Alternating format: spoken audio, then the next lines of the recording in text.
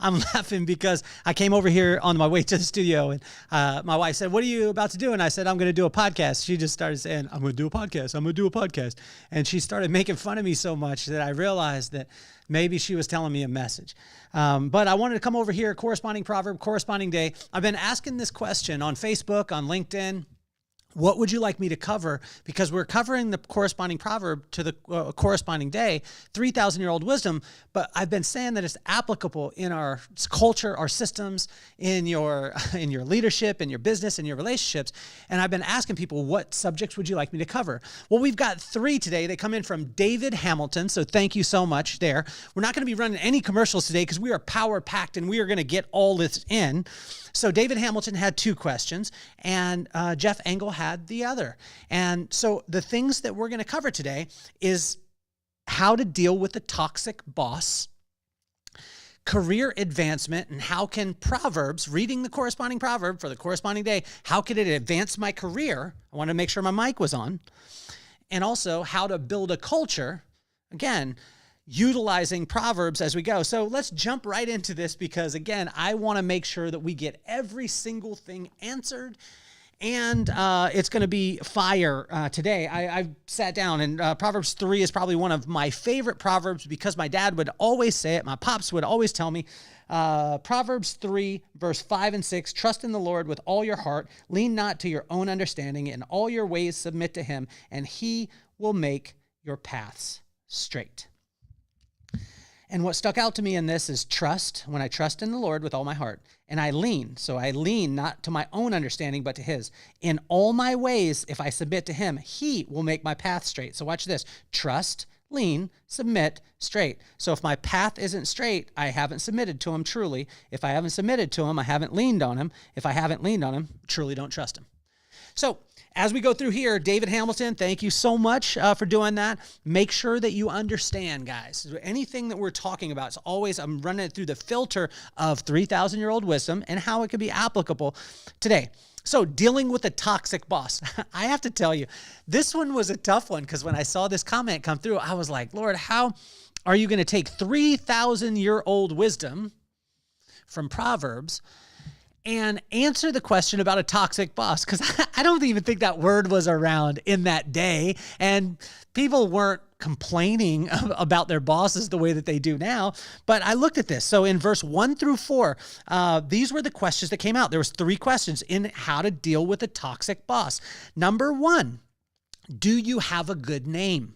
In Proverbs 1 through 4, it says, my son, do not forget my teachings, but keep my commandments in your heart, for they will prolong your life for many years and bring peace and prosperity. Let love, faithfulness never leave you.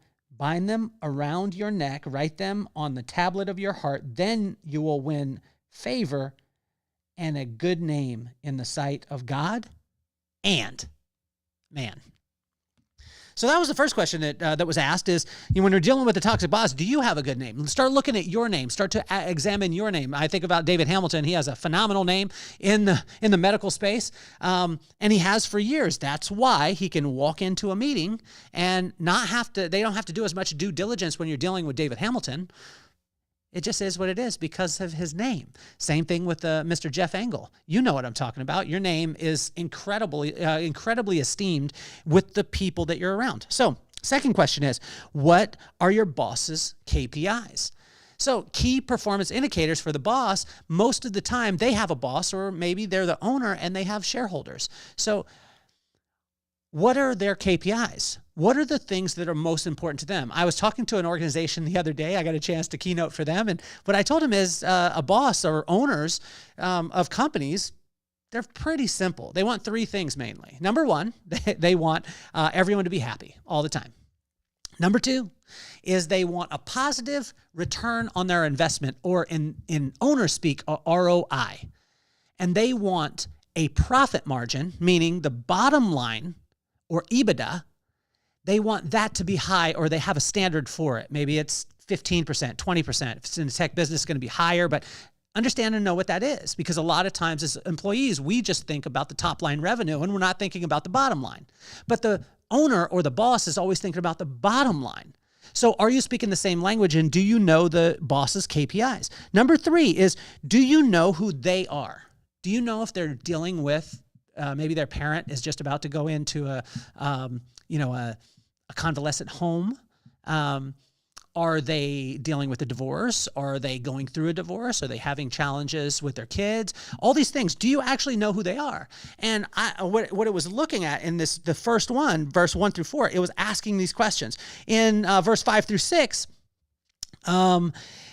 it says here, in verse 5 through 6, it says, trust in the Lord with all your heart. Lean not to your own understanding.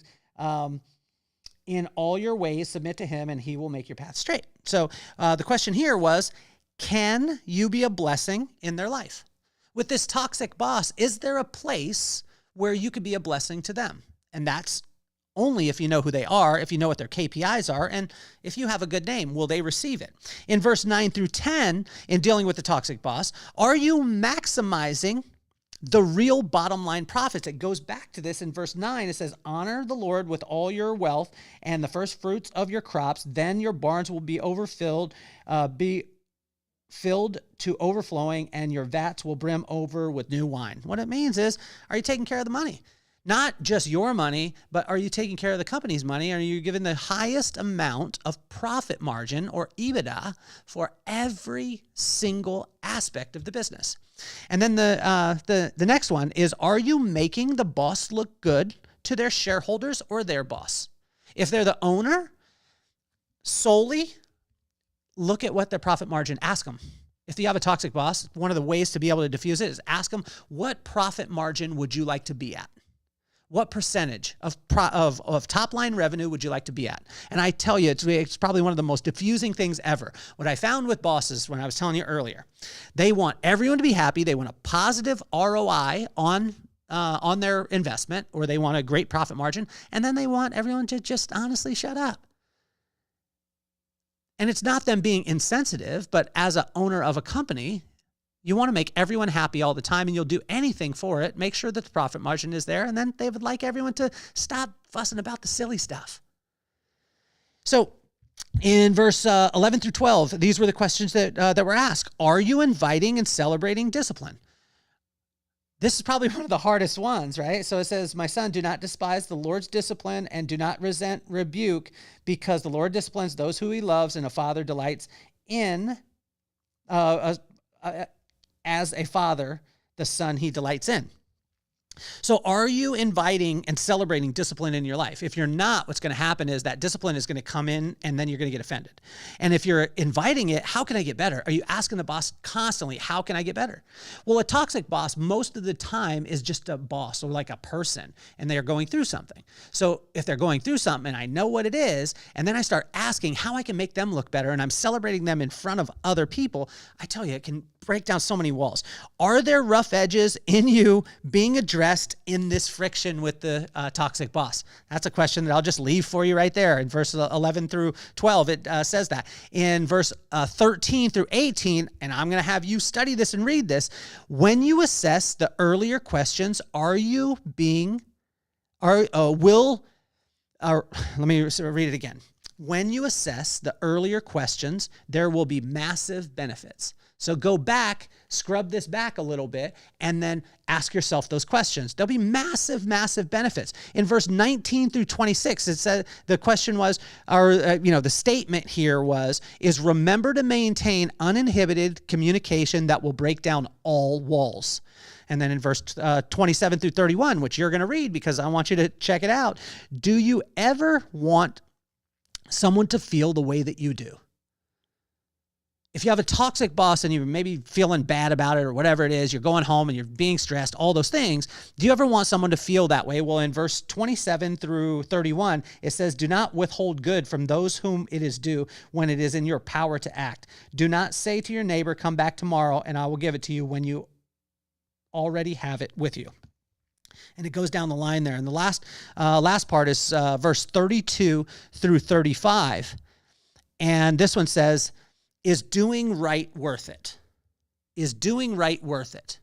So it comes back to what we talked about in the first, to trust in the Lord with all your heart, lean not to your own understanding, in all your ways submit to him, and he will make your path straight. I'm not saying that every single toxic boss has a justification for it, but I could tell you that most of the time they're just a person, and most of the time they're going through some challenges. And when we find out what their KPIs are, and that KPI is boss speak, it's key performance indicator. And if you know their language, their vocabulary and their vernacular, then you could talk to them in their language. Watch this. When you do the right things for the right reasons, it will bring the right rewards. Okay. In question number 2, and we got to hit this fast because we are moving. David Hamilton said, how can I use this to advance in my career? And so the question in verse 1 through 4 that I want you to read in Proverbs 3, have you taken the time to understand your heart set, what you truly believe? Your heart set is what you believe, and your belief system. Your belief system comes from what you hear, what you see, and what you become aware of through the senses from people who you value. Have you sat in it long enough to understand what your values are? Once that happens, ask yourself, do I have a good name in my industry? If you want to advance in your career, make sure that you are solid in your heart set, what you believe, your belief system, and that you have established a good name. How can you do that? Read through Proverbs, the corresponding day. In verse 5 through 6, it asks these questions. Number 1, do you trust? Number 2, do you lean? Number 3, do you submit? And are your paths straight? Watch this. When adversity hits. Because people will say, hey, I got a good name, but then challenges happen. Maybe there's, challenges in the company or challenges in the culture or whatever it is, and that person's not willing to move forward. Well, I can tell you this, when that happens and you skate, most of the time, the name is going to follow you. So make sure that you know what you believe at the highest level, and then just ask yourself, do you trust? Do you lean? Do you submit? And are your paths straight? Like, do you submit to what you believe in? And is your heart set? Is it set in that good name? And then when adversity hits, then you'll continue to do the exact same thing that you did when the things were going well. In verse number 11 and 12, it asks the question, do you adapt quickly? If you want to advance in your career, you have to advance quickly. In verse 13 through 18, it says, how often do you apply the knowledge that you have and create advancement through efficient productivity? Let me ask it again. In verse 13 through 18 of Proverbs 3, 3,000-year-old wisdom, it asks the question, how often do you apply the knowledge that you have and create advancement through efficient productivity? When you do that, I could tell you this, you could get any job you want. You could move up all the time if you will efficiently have productivity. Meaning that it's not just about the top line, but you efficiently do that and you lift other people up. And then the next question in this is, how often do you innovate? How often are you coming up with new ideas that benefit the company and benefit you? So it's a win-win situation. And in verse 21 through 26 in career advancement, grade your communication on a scale of 1 to 10. Verse 27 through 35, how often do you allow yourself to fail? And then last question in this is, who are you speaking life to and mentoring? If you are doing these things, Proverbs 3, 3,000-year-old wisdom, it's amazing. The corresponding proverb for the corresponding day. Career advancement. Career advancement is as simple as this. Watch, and I'll run through it pretty quick. It says here, have you taken the time to understand your heart set and what you truly believe? Do you have a good name? Do you trust? Do you lean? Do you submit? Are your paths straight in believing what it is that you're doing, especially when adversity hits? Do you have the ability to adapt immediately? How often are you applying knowledge that you have and to create advancement through efficient productivity? And how often do you innovate?